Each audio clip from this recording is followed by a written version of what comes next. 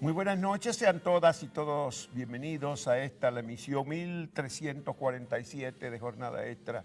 Esta noche vamos a contar con la compañía del doctor en demografía, director de censos y encuesta de la Oficina Nacional de Estadística, doctor Francisco Cáceres Ureña, mejor conocido como Fran Cáceres. Tendremos también la acostumbrada columna de Hugo Pidela en castellano llano y dos reportes cortos, uno de ellos conmemorando los 53 años de la Revolución Constitucionalista que se han cumplido esta semana. Es un video del Archivo General de la Nación. Y al final un brevísimo documental sobre la corrupción. Es en serio que dice que se trata, es duro, que hay que tratar la corrupción, dice este documento. Muchísimas gracias por la compañía de esta noche.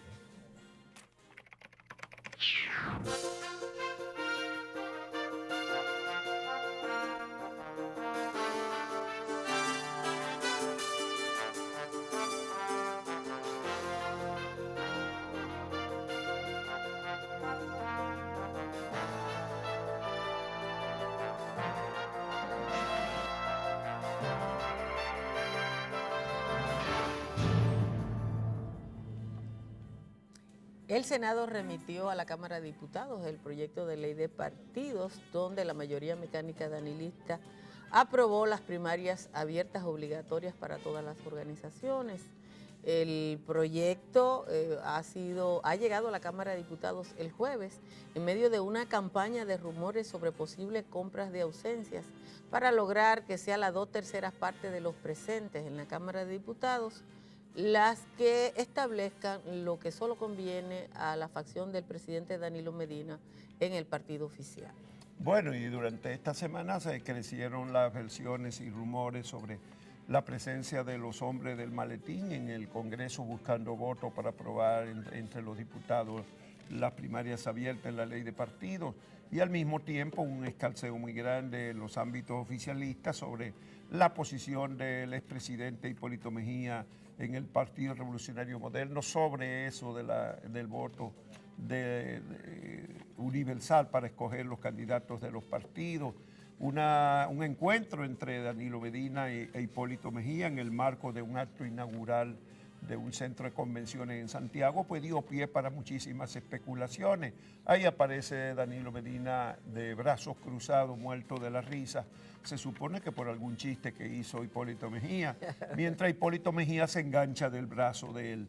Y esa foto pues, fue presentada, utilizada en esta semana en los ámbitos políticos como una evidencia de que puede haber entendimiento entre esos dos líderes políticos. La foto fue publicada por la Presidencia de la República. La foto fue publicada en las redes sociales de la Presidencia de la República, pero después de la foto trascendió también un video en las redes sociales que se hizo viral donde el expresidente Mejía defiende las primarias abiertas y dice que era la decisión que había tomado su partido. El jueves en la noche el vocero del PRM dijo que ese video de Hipólito Mejía es del mes de enero, pero la profusión con la que se distribuyó y se regó remite al mismo origen de la foto del lunes. Bueno, de todas maneras, la ley de partidos con primarias abiertas puede estar ya empezando a cobrar sus efectos en los partidos de oposición, porque también en el Partido Reformista un vicevocero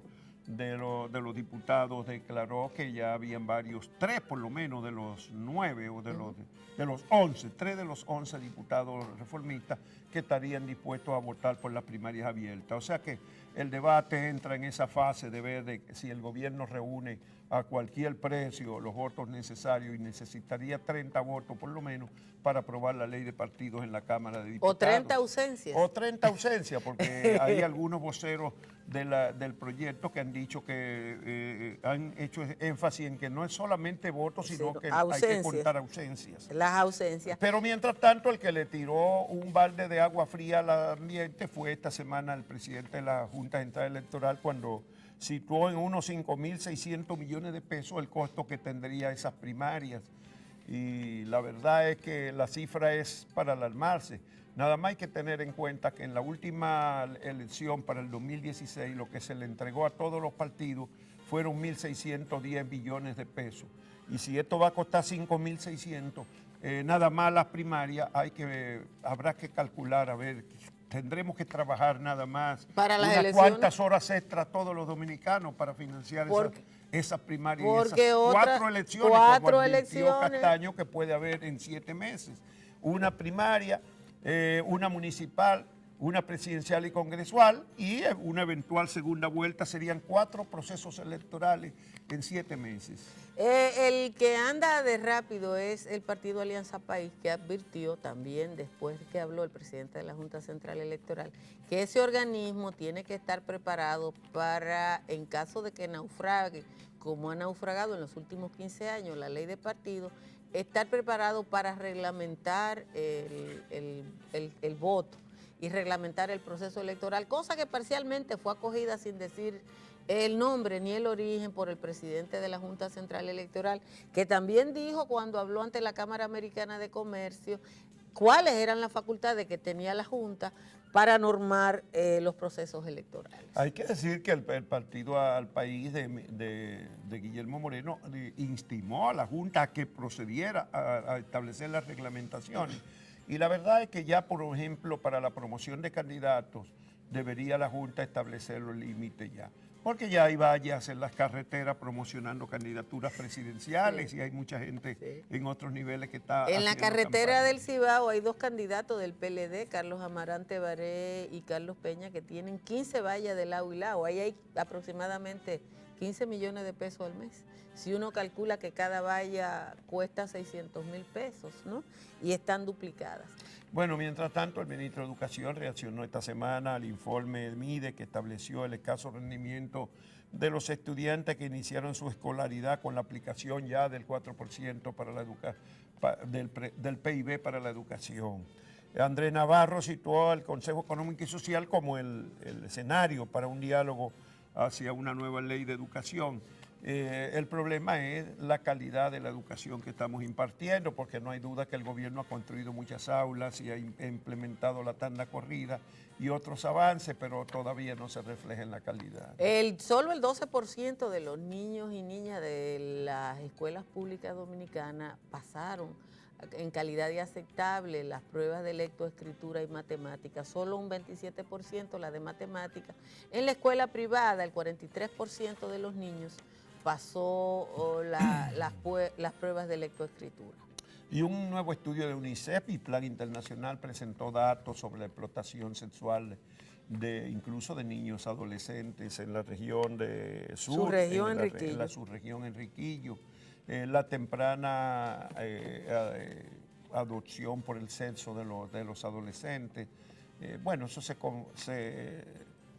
explica también en la alta tasa de embarazos de adolescentes. El 76% de los niños y niñas de la región sur, entre 13 y 20 años, dice haber tenido una relación sexual el último año. Hay un 11% que dice que ha tenido una relación sexual por dinero. Y eso es tráfico sexual. Hay otros datos esta semana, bueno, siguió el proceso ante la justicia o el proceso de investigación para presentar cargos en la justicia por el asunto de la OMS. Y el Programa Mundial de Alimentos reveló que el 61% de los niños menores de 11 meses en República Dominicana tienen anemia. Bueno, mientras en el ámbito internacional la crisis en Nicaragua adquirió categoría superior esta semana después de que en el pasado fin de semana hubo muertes violentas por parte de los agentes policiales reprimiendo las manifestaciones, y el lunes hubo una gran concentración en Managua de la población que pide la salida del poder de Daniel Ortega y su mujer, la Murillo. Daniel Ortega ha gobernado los últimos 11 años y 18 después de la Revolución Constitucionalista en 1979. Y parece que esta explosión lo que está indicando es que ha llegado la hartura del orteguismo en Nicaragua, porque originalmente se protestaba por una resolución en de la relación a la Seguridad seguridad social, Social. y esta fue derogada y las protestas continuaron. Bueno, es que la gran manifestación no fue por la Seguridad Social, fue para que Ortega se vaya. Para que se vaya ya.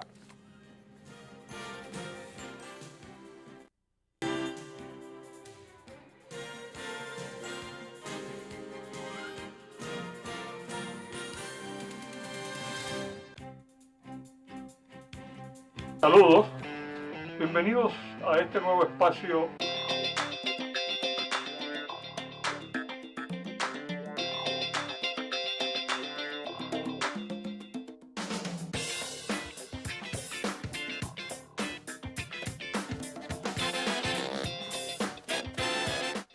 Hola, bienvenidos a En Castellano Llano.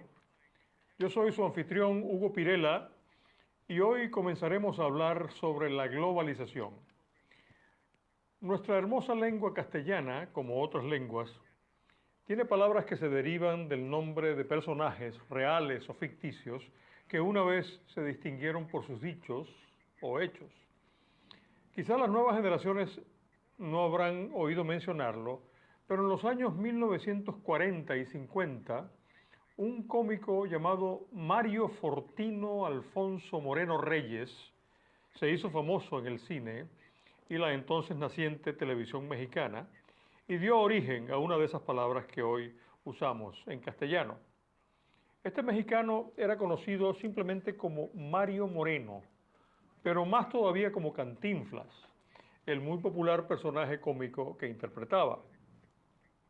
Cantinflas perfeccionó el arte ocurrente y divertido de hablar mucho sin decir prácticamente nada, usando excesivas redundancias y hasta trampas idiomáticas que parecían desafiar el sentido común, pero siempre respetando la lógica con un resultado gracioso. Como en el famoso chiste en que, refiriéndose al relato bíblico sobre la condena de Jesucristo, Cantinflas habría dicho: "Me lavo las manos como Herodes", a lo que alguien replicaría: querrá decir usted que se lava las manos como Pilatos. Y a lo que Cantinflas habría respondido: "Ah, entonces Herodes no se lavaba las manos". Este tipo de expresiones jocosas han pasado a nuestra lengua con el nombre de cantinfladas. Otra palabra parecida a cantinflada se originó en un personaje cuya existencia real nunca se ha comprobado, pero que pudo haber vivido en la España del siglo XIII, cuyo nombre era Pedro Grillo, y que se menciona en crónicas del siglo XVI como Pedro Grullo. El nombre Pedro es quizá uno de los más antiguos en la cultura occidental, desde el latín original Petrus, pasando por sus muchas variaciones idiomáticas como Pietro, Pierre, Peter, Piotr, Piero, hasta la variante castellana antigua Per o Pero.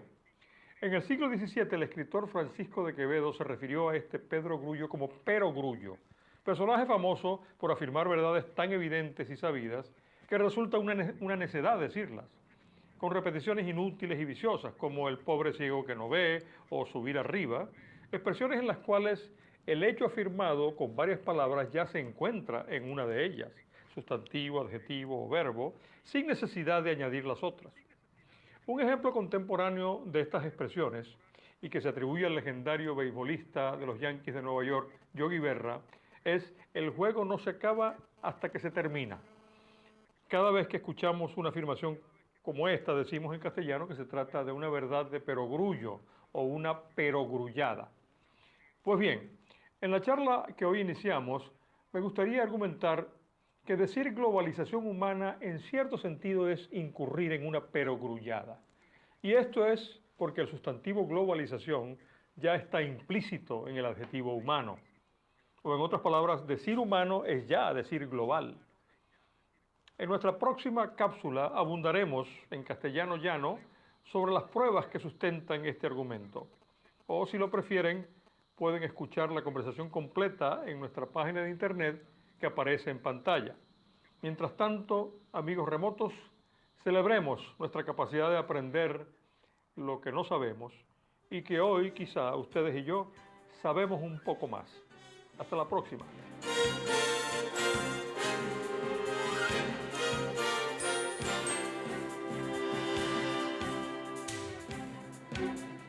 Francisco Cáceres Ureña, director de Censos y Encuestas de la Oficina Nacional de Estadística. Él es conocido más como Fran Cáceres en todos los ámbitos académicos porque sigue siendo profesor universitario. Él hizo estudios inicial de licenciatura aquí en la Universidad Autónoma de Santo Domingo y luego en Costa Rica de demografía, de población, máster en demografía en Santiago de Chile, en el Centro Latinoamericano de Estadística, CELADE. De demografía, sí. CELADE. Y finalmente hizo un doctorado después en Minas Gerais, en la Universidad Federal de Minas Gerais, en demografía. Muchas gracias, Fran. Fran ha estado con nosotros alguna otra vez aquí en Jornada Extra para hablar de problemas de censo. Ellos tuvieron bajo su responsabilidad la ejecución de la encuesta, la segunda encuesta nacional de inmigrantes, al igual que la primera. Explícale, Fran, a los televidentes qué es lo que en este caso la encuesta, porque hay mucha gente que entiende que una encuesta como esta es como las encuestas que hace Galo sobre opiniones políticas. ¿En qué consistió técnicamente este trabajo que ustedes acaban de entregar? Por lo menos una primera etapa que entregaron. Así es. Pues, ante todo, gracias por el convite y me siento, como siempre, en casa. Pues la verdad es que la segunda encuesta nacional de inmigrantes, igual que la primera, se basa en una metodología única. Sí, realmente es una metodología muy rigurosa que parte de la muestra más grande que se ha seleccionado alguna vez en la República Dominicana. Estamos hablando de más de 73,000 habitáculos, es decir, lugares donde residen personas, hogares, talleres, fincas, construcciones, edificios en construcción, edificios abandonados, es decir, todo aquel espacio donde puede habitar alguna persona. 73,000 lugares. 73,000. Entre casa, vivienda y todo eso. Correctamente. Se seleccionó la muestra basada en el concepto de segmento compacto. Del total de 39,000 segmentos censales con que cuenta la República Dominicana a partir del último censo de población y vivienda de 2010, se seleccionaron 912 en forma aleatoria en todo el territorio nacional, urbano, rural, población dispersa, población concentrada, y en cada una de esas 912 unidades de muestreo se peinaron por barrido y allí se visitó, cuando era en la zona rural, aún una finca que salía, se iba a esa finca para ver si en medio del terreno había algún habitáculo donde residiera alguna persona. Y en los casos que los hubo, se empadronó. Y lo mismo una granja, una iglesia, un negocio. Fue un barrido total. ¿Cuántas entrevistas alcanzaron esos 73,000 lugares? En total se entrevistó alrededor de 220,000 personas, de ellas cerca de 25,000 inmigrantes y descendientes de inmigrantes. Sí, eso para dar una idea a los televidentes, una encuesta de opinión puede ser con 1,200 personas. Claro, y ustedes entrevistaron a 220,000. Correctamente. Tiene el aval de organismos internacionales esta encuesta, ¿verdad? Sí, tiene el aval de organismos internacionales, la asistencia técnica del Fondo de Población de Naciones Unidas y el patrocinio financiero de la Unión Europea y el gobierno de la República Dominicana. Pero la metodología tiene el aval del Fondo de Población de Naciones Unidas, quien la ha recomendado a otros países de la región como una Bueno, hay gente que no acepta porque se ha difundido la idea, hay gente que sostiene que aquí hay hasta 2 millones de haitianos, 1,5 millones, otro que más de un millón. Y hasta el presidente de la República dijo en un evento internacional que aquí habíamos acogido más de 1 millón. Y un juez del Tribunal Constitucional habló en enero en una conferencia de 1,5 millones. Y ustedes establecen que lo que hay son 500,000, vamos allá a redondearlo, porque hay 497,000. Esa cifra le llama la atención. Hay gente que cree que ustedes han subestimado la población haitiana. ¿Qué tú dirías técnicamente a eso? Mira, yo voy a decir lo mismo que dije en este canal hace 5 años. Cuando hablamos de la encuesta de 2012. Correctamente. La primera encuesta nacional de inmigrantes. Nacional de Inmigrantes. Los dominicanos tenemos un problema con el número, porque a nosotros nos enseñan en la escuela códigos, no números. Un número es una representación de un quantum, de una cantidad. A nosotros nos enseñan el número 4, pero no nos dicen que es 4. Son 4 representaciones de objetos o de conceptos.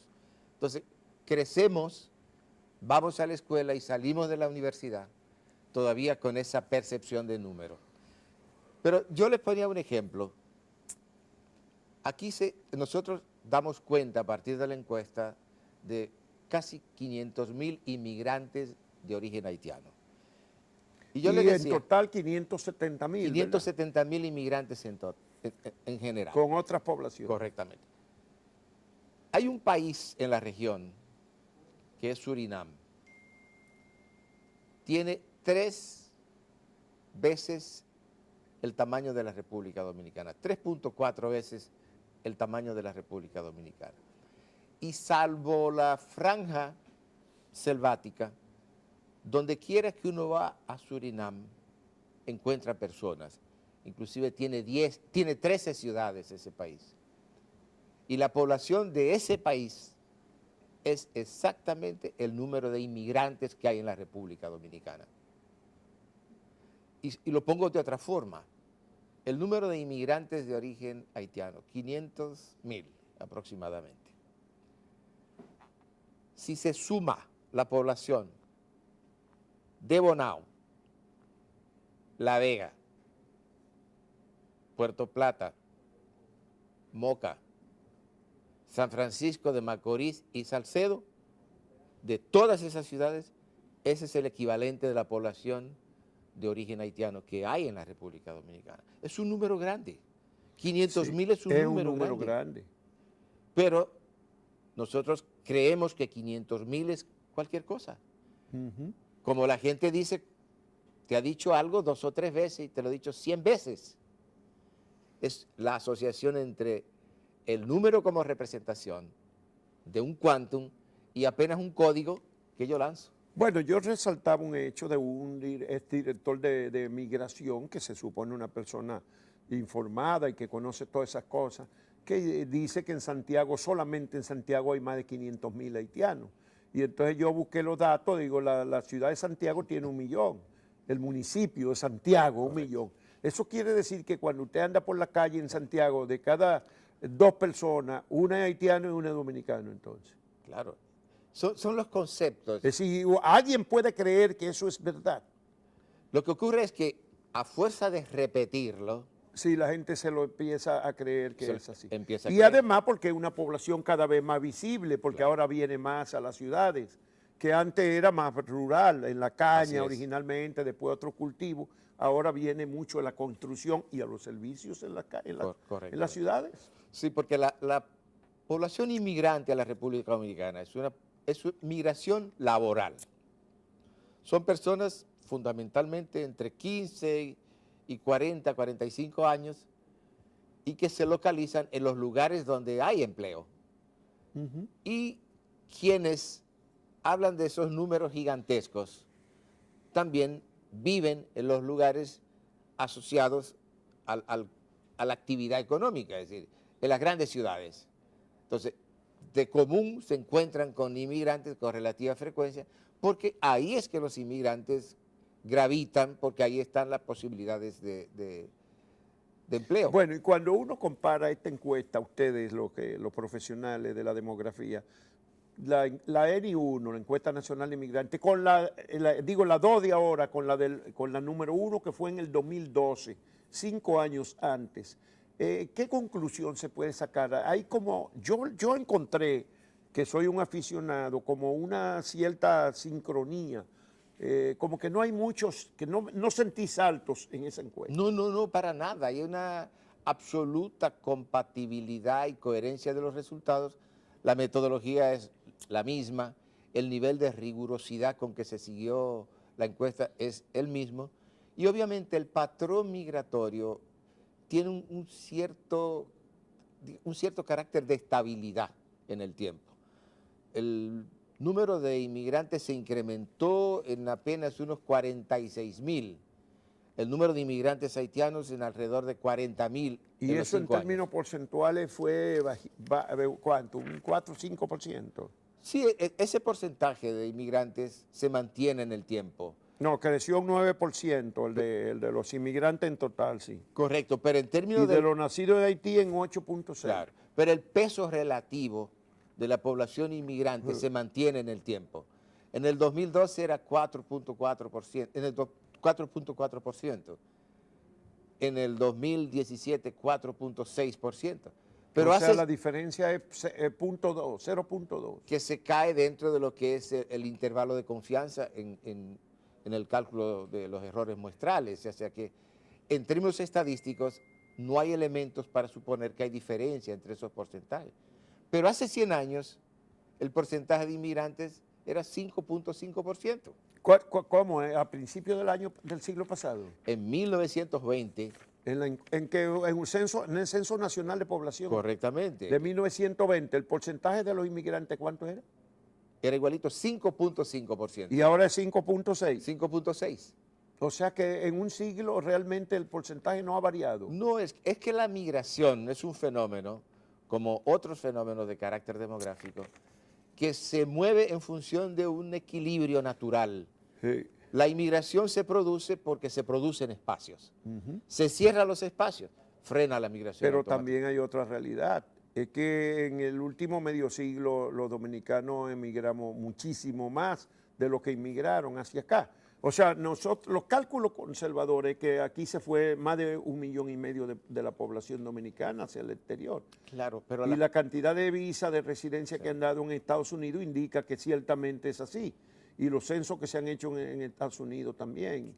Eso no ha contribuido a que se mantenga esa proporción, digamos, estable. Ciertamente. Que entran, pero han salido más de lo que entraron. Ciertamente, pero la población dominicana ha emigrado siempre. Sí, pero no tanto como en el último medio siglo. Claro. Los dominicanos se han metido en todas partes del mundo. En el cono sur están por miles ya. Claro, lo que pasa es que en la migración existen las corrientes migratorias. Sí. En un momento dado se produce una corriente, por lo mismo que decía, se abren espacios, se abren posibilidades en un determinado territorio y hay una población que está ávida de moverse porque la migración es un proceso natural y se produce la corriente. Se cierra la brecha en el lugar de recepción y cesa la corriente. Bueno, hace 2 años yo encontré en la Tierra del Fuego, en Ushuaia, la ciudad más al sur del mundo, donde el clima en invierno puede llegar a 15, 18 bajo cero. Y ahí hay ya migrantes dominicanos en Ushuaia.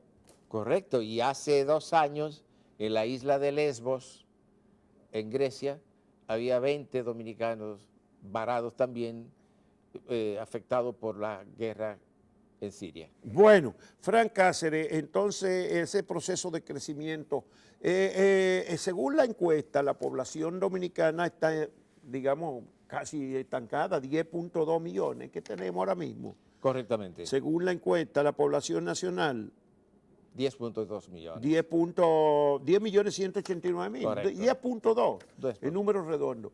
Pero quiere decir que el crecimiento está bien limitado de la población nacional. Claro. Se ha reducido la tasa mucho. Sí, lo que pasa es que, recuérdate que la fecundidad bajó tremendamente desde mediados de los años 60, donde la tasa global de fecundidad era alrededor de 8 hijos por mujer. 8 hijos eran. Alrededor de 8 hijos por mujer. En los 60 todavía. Correcto. A niveles... ¿Y ahora es cuánto? ¿2 hijos, 3? Alrededor de 2.5. En este momento. En este momento. O sea que de los 60 ahora cayó de 8 hijos por mujer a un promedio de 2,5. Sí, que se redondeando, digamos 3, como es un número discreto. Sí. Pero eso significa una reducción muy drástica en un periodo muy corto.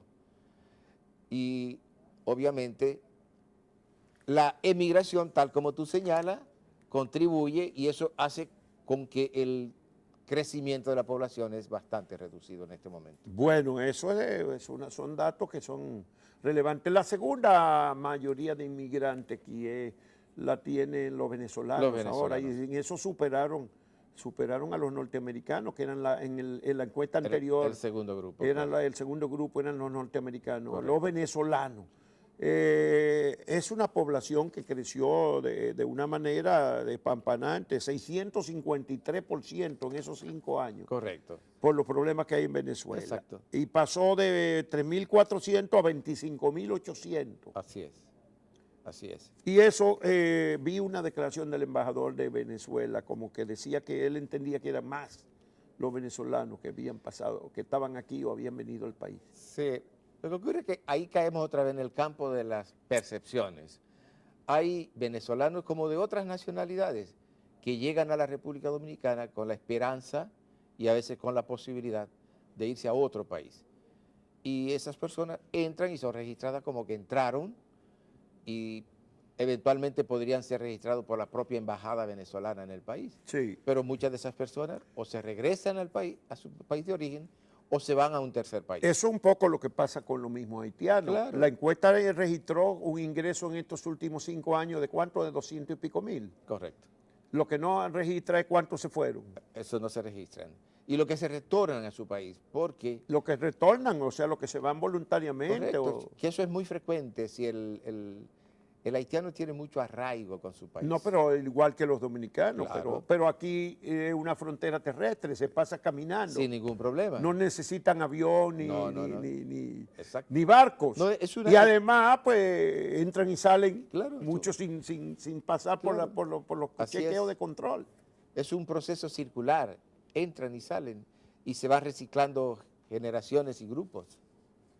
Bueno, ¿y a dónde va la población dominicana entonces? ¿Qué se puede vaticinar para los próximos 20 años? ¿Cuál es la población, la proyección poblacional para el 2025? Vamos a decir dentro de 7 años. Mire, en este momento no tengo el dato exacto, pero la población se reproduce aproximadamente en unos 100.000 habitantes anualmente, en promedio, con tendencia a reducirse porque la fecundidad sigue bajando.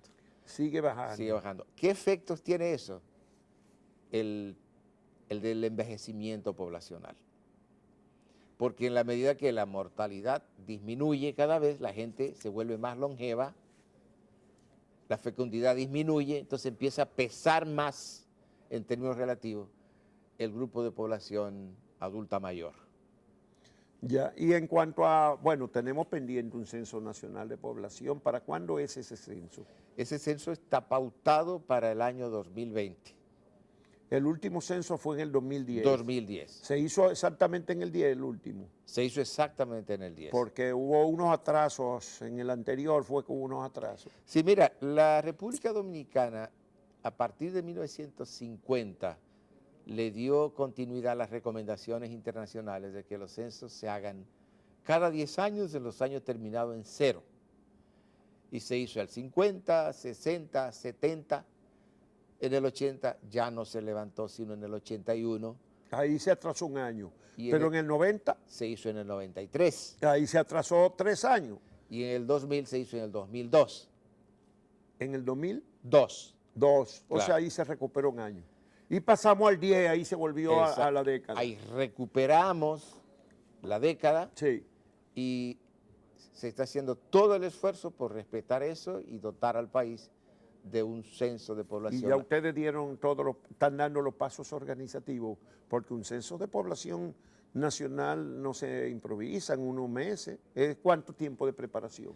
Mira, si me preguntaran a mí, demógrafo, el periodo intercensal son 10 años.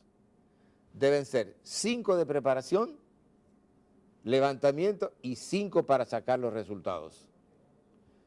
Entonces, como mínimo, un censo debe comenzar a organizarse 3 años antes de su Y ya levantamiento. comenzaron. Sí, ya se comenzó con ¿En qué etapa están ahora mismo? En este momento estamos preparándonos para salir al relevamiento cartográfico.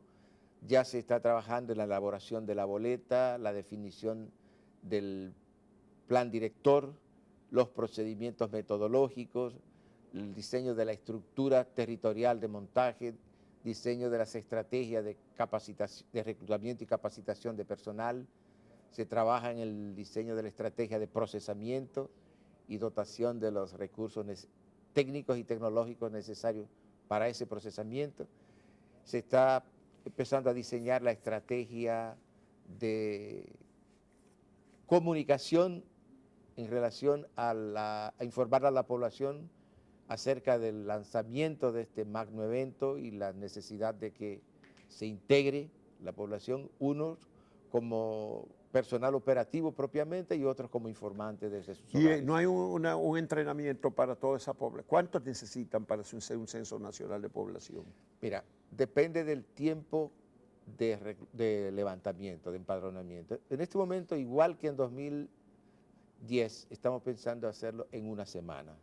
Eso implica que el personal directamente involucrado, incluyendo todas las estructuras censales, es alrededor de 50.000 personas. Pero eso implica un proceso de entrenamiento y de reentrenamiento, porque una parte ya tiene experiencia, pero Así. vuelve otra vez. Hay que empezar como si no se Como hubiese si no hecho. lo hubieran tenido. Correctamente. ¿Y cuándo comienza ese proceso de entrenamiento? ¿El año que viene ya? El entrenamiento debe hacerse muy cercano al levantamiento. Muy cerca, sí. Mientras tanto, se trabaja en las estrategias de cómo identificar a esos recursos humanos en el territorio, cómo convocarlos, cómo montar las estrategias de capacitación. Pero uno de los límites que ha trazado a veces son los recursos económicos. Ya empezó a fluir a la Oficina Nacional de Estadística. En el presupuesto este año ya hay algún capítulo relacionado con el censo. Sí. Sí lo estamos cubriendo. Sí, desde el año pasado se incluyó en el presupuesto una partida para las labores que había que hacer en ese momento. Y para el año 2018 también hay una partida bueno, para las dentro labores. de, ya finalmente, Fran, en la demografía dominicana, tal vez no se puedan esperar sorpresas, pero sí se pueden confirmar tendencias fuertes, por ejemplo, la gran concentración urbana y en los núcleos del Gran Santo Domingo, la migración hacia el este por el turismo, ¿verdad? ¿Qué otra característica tiene en los últimos años el movimiento demográfico interno? Mira, yo pienso que tú has señalado lo más importante y vale la pena relevar el proceso de urbanización. Nosotros esperamos que para el año 2020 el 80% de la población nacional va a estar residiendo en ciudades, con los retos que eso supone, ¿no? Sí, mucho. Dotación de servicios al 80% de la población en zona urbana implica un gran desafío. Y ya la gran urbe de Santo Domingo ya no es el 30 ni el 32, 33%, ya debe ser 36 o 37% de la población. La gran urbe de Santo Domingo ya superó el tercio, sí, tal como señalas. Superó el tercio, claro. Sí, hace rato. Claro, y eso representa grandes retos. Bueno, ¿y para qué sirven los censos? ¿Para qué los estados hacen los censos? Bueno, desde el año 2238 antes de Cristo se vienen haciendo censos. ¿Desde cuándo? 2238 antes de Cristo. Antes, o sea que hace más de 4.000 años que se hacen censos. Que se hacen censos. Pues yo creí que la demografía científica era cosa digamos, de un siglo, 2 siglos. Sí, la demografía científica es cosa de la segunda mitad del siglo XX, cuando empezó a preocupar el crecimiento poblacional. Pero la estadística en sí es vieja, es vieja. ¿Los censos para qué sirven? En términos de su volumen, la cantidad de habitantes, en términos de sus características y en términos de su localización en el espacio. El censo proporciona información de la población en su doble rol, de consumidor de bienes y servicios y de productor de bienes y servicios.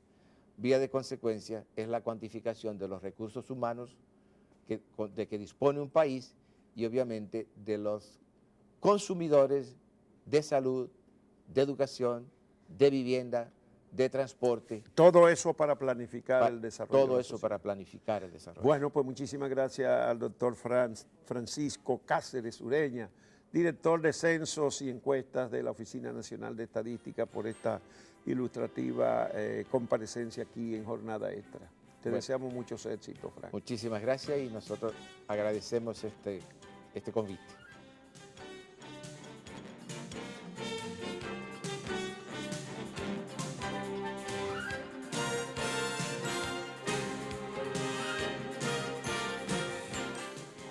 Archivo General de la Nación ha preparado un video sobre el 53 aniversario de la Revolución de Abril, esta guerra patria que nos identificó como un país urbano y un país dispuesto a echar la lucha. Veamos el siguiente trabajo.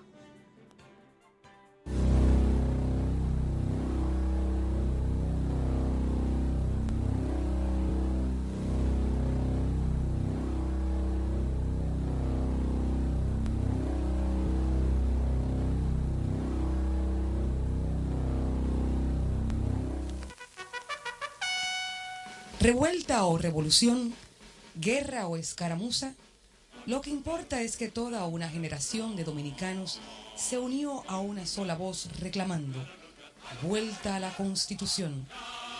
A pesar de la intervención extranjera, el honor patrio no quedó mancillado. El reclamo de una sociedad libre emergió inequívocamente de entre todos los dominicanos. Militares y civiles, hombres y mujeres ofrendaron sus vidas por una sociedad más justa y democrática. Con el ajusticiamiento de Trujillo y el triunfo electoral del PRD, los dominicanos iniciamos el camino hacia la libertad. Momentos que se tornaron efímeros cuando un nuevo gobierno de facto usurpó el poder. Lesionó los intereses de la mayoría de los dominicanos y reprimió las libertades públicas. Paradójicamente, una élite militar conspira contra el triunvirato, recibiendo el apoyo de la mayoría de sus compañeros y la de todo un pueblo. El reclamo a la Constitución se extiende por todo el territorio nacional.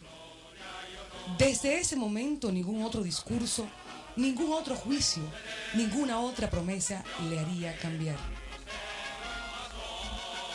Libertad, igualdad, justicia, soberanía fueron ideas que pasaron a formar parte de un estado de conciencia colectiva en el pueblo dominicano. Todos los pasos fueron firmes. El triunfo militar y político era inminente. En las calles, además de valor y coraje, se respiraba esperanza por una vuelta segura al gobierno constitucional. Pero el gobierno de los Estados Unidos de América no lo consideró así. En una acción hegemónica y violatoria del derecho de los pueblos a la autodeterminación, burló nuestra soberanía. Desde entonces, el rumbo de la guerra cambió drásticamente. Ahora la lucha era contra los militares golpistas y contra el ejército más poderoso de la tierra. Pero en el campo de la diplomacia, los rebeldes perdieron en todos los frentes. La OEA, tutoriada por el gobierno norteamericano, creó una farsa que se llamó Fuerza Interamericana de Paz. Mientras se enfrentaban al invasor y resistían, manteniendo a todo un pueblo en pie de lucha hasta el final. El conflicto terminó con la firma de un acto institucional y la creación de un gobierno provisional. La Guerra de Abril permitió nuevas elecciones. Las amenazas de un gobierno de facto se borraba del imaginario de los dominicanos. Pero absorbido por la sombra de la intervención, el gobierno provisional violó como el triunvirato el Estado de Derecho y las libertades públicas.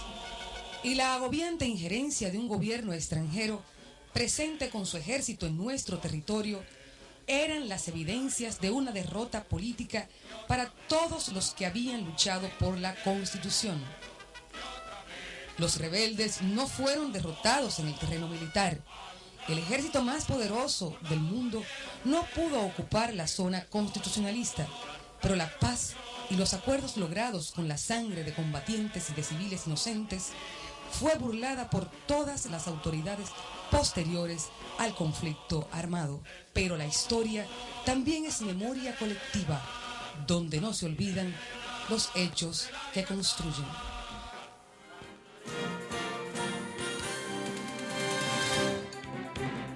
En el último año y medio, el tema de la corrupción pasó de ser un tema inadvertido en la vida dominicana a ser un tema preponderante. Y las expresiones de rechazo a la corrupción proliferan como espuma en las redes sociales con distintas formas de presentación. Con este trabajo de una estudiante universitaria que simplemente dice, es duro, despedimos esta edición de Jornada Extra.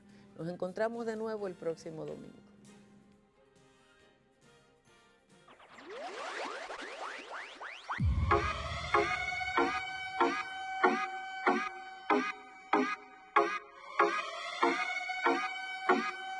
Cuando yo oí que la difteria venía pa'l país, yo me asusté y a vacunar yo me fui. Duro, duro, duro, duro, duro. Es muy duro que me digan que no hay corrupción. Es duro que la vacuna me la compré yo.